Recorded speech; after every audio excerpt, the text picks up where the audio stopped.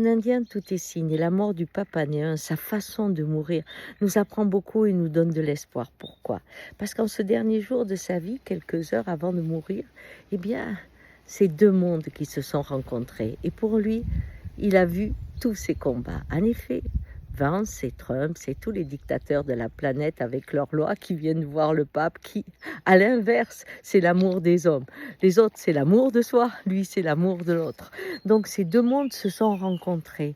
Et j'ai essayé d'imaginer la route quand je pense à lui en tant qu'émigrant qui s'est battu, qui a osé élever la voix contre ce mouvement qui contamine le monde, où il faut absolument virer, détruire tous ceux qui ne sont pas de la communauté.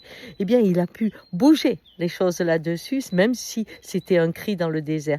Mais en face, justement, il a celui qui muselle tous ceux qui se révoltent et qui fait de la haine de l'autre une façon d'exprimer l'amour de sa communauté. C'est bien vu quand même. Et puis, quand on voit qu'il se bat pour l'écologie, il a en face Vance qui, au contraire, réouvre les mines et veut plus d'écologie. Donc, l'écologie pour le pape, c'est respecter ce que Dieu a donné. Dans chaque brin d'herbe, il le voyait. Ça, c'est un peu comme un Indien.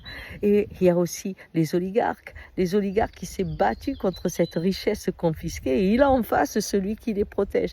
Et je pourrais continuer beaucoup comme Gaza, où il s'est élevé. Il a dit que c'était les martyrs qui étaient là. Et en face, il a celui qui, une fois que tout le monde sera mort, montera un casino. Deux mondes. Et vous les connaissez, ces mondes. Et il y a des fois, vous avez plus d'espoir. Vous dites, l'ère glaciaire, elle est arrivée dans le cœur de ceux qui gouvernent.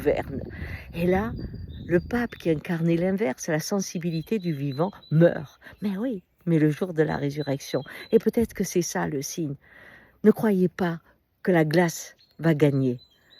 Réchauffez les cœurs, ouvrez votre voix d'homme humain, bienveillant, et tôt ou tard, vous renaîtrez encore et encore et encore, car l'amour de l'humain ne meurt jamais. Bonne journée.